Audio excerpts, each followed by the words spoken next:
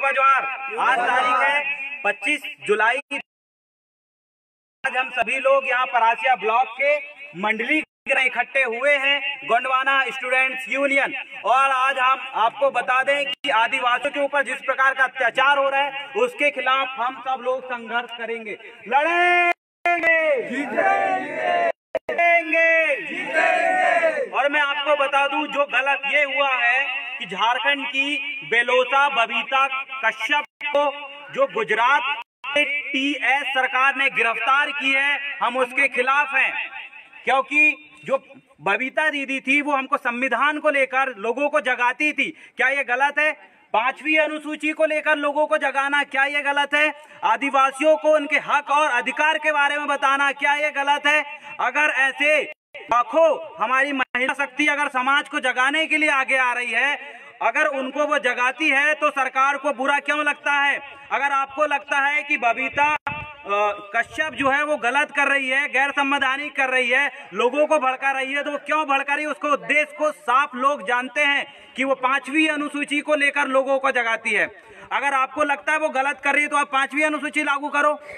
पूरे भारत में जो आदिवासी क्षेत्र है, ट्राइबल क्षेत्र है, वहाँ 5वीं अनुसूची के लिए सभी युवा लोग हैं जो लड़ रहे हैं, संघर्ष कर रहे हैं। अगर सरकार को लगता है, गुजरात एटीएस सरकार को अगर लगा कि बबीता ने गलत किया है, अगर उनको लग रहा है कि नक्सलवादी गतिविधि है, तो वो क्यों कर रही है उसका कारण को इनको जानना पड़ेगा। उसका कारण स्पष्ट था कि वो अपने हक और अधिकार के लिए अपने समाज के लोगों को जगा रही थी, बता रही थी होता है 5वीं अनुसूची, क्या होता है ट्राइबल क्षेत्र, क्या होता है अधिकार, क्या होता है हमारा अपना सम्मान, क्या होता है हमारे ऊपर अत्याचार का जवाब देना। इस बात को वो समझा रही थी। और मैं आपको बता दूं, पूरे भारत में, पूरे भारत के युवा, पूरे इस इंडिया के युवा उसके साथ उनकी रिहाई के लिए बबीता बेलोसा और उनके साथ में सामू उड़ैया और बिरसा उड़ैया और जो पहले साथी लोगों को गिरफ्तार किया गया है, उनकी रिहाई के लिए पूरे भारत युवा, पूरा गोंडवाना समाज नहीं,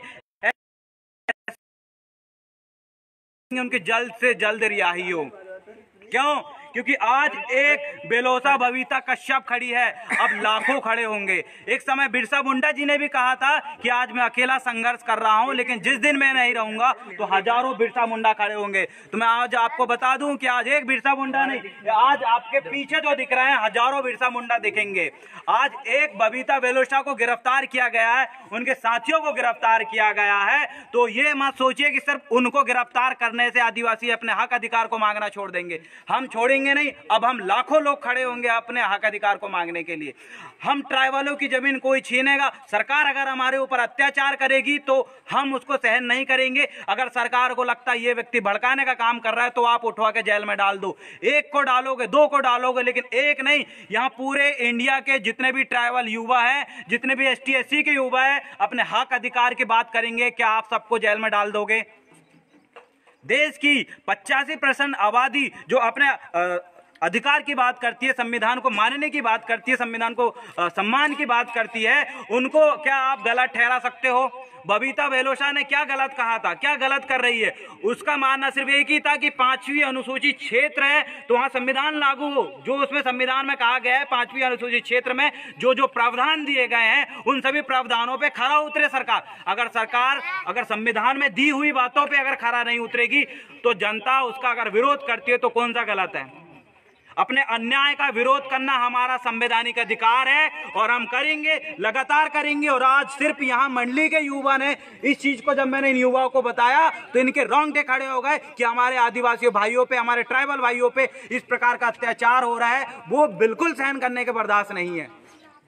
तो सिर्फ आज एक गांव में इस प्रकार का संगठन खड़ा हुआ है। हम उनकी रिहाई के लिए आगे बढ़ेंगे और हम कहेंगे कि बबीता जो है बेलोसा, बबीता को रिहा करो, रिहा करो, रिहा करो, बबीता बेलोसा को रिहा करो, रिहा करो, रिहा करो, बेलोसा बबीता को रिहा करो, रिहा करो, रिहा करो। उनके सभी साथी तो अन्याय अत्याचार के खिलाफ लड़ रहे हैं, उनको रिहा करो, रिहा करो, रिहा करो। लड़ेंगे, जीतेंगे, लड़ेंगे, जीतेंगे। फूल नहीं चिंगारी है, गोंडवाना की नारी है, फूल नहीं चिंगारी है, गोंडवाना की नारी है, फूल नहीं चिंगारी है, गोंडवाना की नारी है, हम बेलोसा बबीता कश्यप के लिए बोल रहे हैं, फूल नहीं चिंगारी है, गोंडवाना की नारी है। आदिवासियों के ऊपर अत्याचार करना बंद करो, बंद करो, बंद करो, आदिवासियों के ऊपर अत्याचार करना बंद करो, बंद करो, बंद करो। आप सभी हमारे इस वीडियो को जितने भी सैकड़ों लोग, हजारों लोग जो अभी लाइव देख रहे हैं, हम आपसे कहना चाहेंगे कि इस प्रकार के संगठन बना के अत्याचार के खिलाफ आप आवाज उठाइए और बेलोसा बबीता कश्यप को, जिस प्रकार हमारे बीच की बेटी को आज ही खबर मिली है कि जो हक अधिकार की बात करती थी, उस आदिवासी बेटी को गुजरात एटीएस ने अंदर कर दिए, गिरफ्तार कर ली है। तो मैं आपको ये बताना चाहूंगा कि वीडियो ज्यादा से ज्यादा शेयर करें, उन सभी लोगों तक शेयर करें ताकि सब लोग उनके उस सरकार के खिलाफ आवाज उठा सके, उनके खिलाफ विरोध प्रदर्शन कर सके, जो कि हमारा संवैधानिक अधिकार है। इस वीडियो को ज्यादा से ज्यादा शेयर करें, लाइक करें, कमेंट करें और हमारे जो युवा उनका हौसला बढ़ाएं। एक बार हम फिर से बोलेंगे, फड़ा पैंता सेवा सेवा, हजूर पैंता सेवा सेवा, गोंडवाना के वास्ते खाली कर दो रास्ते, गोंडवाना के वास्ते खाली कर दो रास्ते, गोंडवाना के वास्ते खाली कर दो रास्ते। लड़ेंगे, जीतेंगे, लड़ेंगे, जीतेंगे। ये सरकार ना हमको पहले रोक पाई थी, ना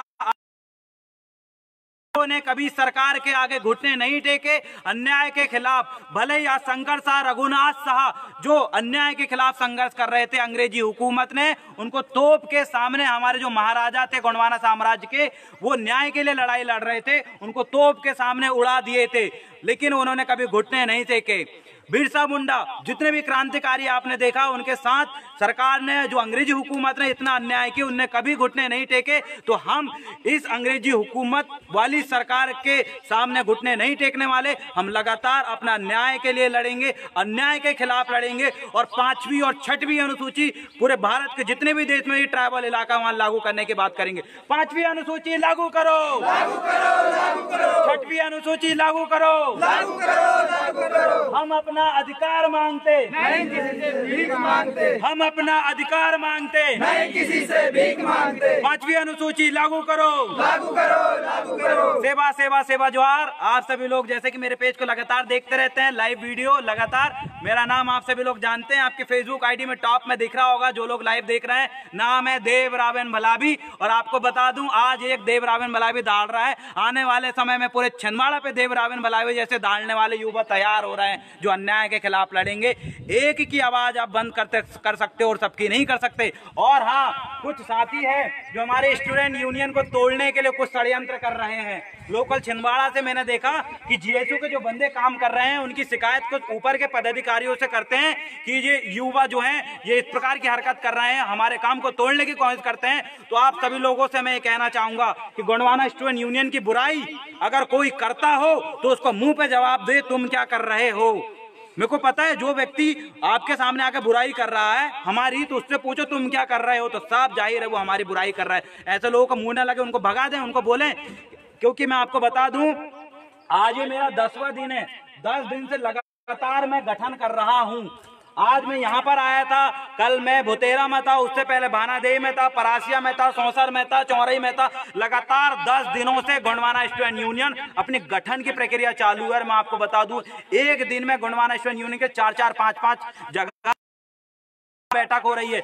आज मैं यहाँ पर बोल रहा हूँ, लेकिन बाकी ब्लॉक में भी वो ग्रामीण स्तर पे वो भी मेरे तरह बोल रहे हैं। सिर्फ मैं नहीं, एक मीटिंग नहीं, एक ही दिन आज 10, 15, 20 मीटिंग हो रही है। तो मैं आपको बता दूं, गोंडवाना स्टूडेंट यूनियन लगातार काम कर रही है। और जो कर्मचारी संगठन, पुलिस वाले, किसी भी विभाग में हो, अगर आप इस वीडियो को देख रहे हैं तो मैं आपसे कहना चाहूंगा कि हम युवाओं को आपकी जरूरत है।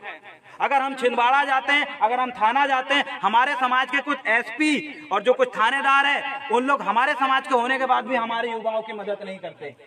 मैंने देखा हूं, कई बार मेरे पास ये शिकायत आई है कि हम उस कार्यालय में गए थे, वहां पर परतेती सर बैठे जो कि बहुत बड़े अधिकारी थे, उन्होंने हमारी मदद नहीं किया, उन्होंने हमसे तमीज से बात नहीं किया, उन्होंने हमारी हेल्प नहीं किया, ढंग से मदद नहीं किया। तो मैं आपसे कहना चाहूंगा कि इन युवाओं की आप मदद करो। अगर आप इन युवाओं की मदद नहीं करेंगे, कल की आप कर्मचारियों के ऊपर कोई अत्याचार होगा तो हम युवा आपके साथ खड़े नहीं होंगे। आप किसी भी पद में हो, चाहे आप कलेक्टर हो, एसपी हो, डीएसपी हो, कितने बड़े पद में हो, इन युवाओं की आपको मदद करना पड़ेगा। हमको हर प्रकार से आपकी मदद की जरूरत है। आर्थिक रूप से, सामाजिक रूप से, राजनीतिक रूप से तो आप करेंगे नहीं क्योंकि आप एक सरकारी कर्मचारी हैं, तो आर्थिक रूप से भी आप हमको मदद कर सकते हैं। आपके क्षेत्र में जो युवा काम कर रहे हैं उन युवाओं की आप मदद करें आर्थिक रूप से। अगर आप 100 रुपए भी उन युवाओं के एक संगठन को अगर देते हैं एक महीना में एक बार, तो उस पैसे से वो युवा कहीं मीटिंग हो तो वहां अटेंड करने जाएंगे, क्योंकि इनके पास इतना पैसा नहीं है कि जो अपने पैसे से मीटिंग अटेंड करने कोई दूसरे राज्य में जाए। लेकिन आप लोग अगर 100 रुपए, 50 रुपए, एक अधिकारी भी अगर मदद करता है, एक अधिकारी भी 100 रुपए से अगर मदद करता है, तो इन युवाओं के खाते में पैसा आएगा। इन युवाओं को किसी एक संगठन आप देख लें, कोई एक गांव में अगर आप अधिकारी है, उस गांव के गोंडवाना स्टूडेंट यूनियन के जो छात्र है उनको आप 100-50 रुपए से अगर महीने भर मदद करते हैं, तो मैं आपको बता दूं वो युवा शिक्षित होंगे, प्रशिक्षित होंगे और आपके लिए, आपके समाज के लिए खूब संघर्ष करेंगे। वो कब? जब आप कर्मचारी इनकी मदद करेंगे। और जो हमारी बुराई करने वाले लोग हैं, चाहे वो राजनीतिक पार्टी में बैठा हो, चाहे वो किसी प्रकार से समाज को तोड़ने का काम कर रहा हो, आप सुधर जाओ। आप लाख बुराई करो, हमको कोई फर्क नहीं पड़ेगा। आपका काम है बुराई करने का, क्योंकि किसी ने कहा है कि हाथी चले बाजार, कुत्ते भूखे हजार। तो कई कुत्ते भौंकते रहेंगे, हमको कोई फर्क नहीं पड़ने वाला। हम लगातार अपने काम को अंजाम देंगे, अपने उद्देश्य को, अपने इरादों को जमीन में खरा उतरेंगे।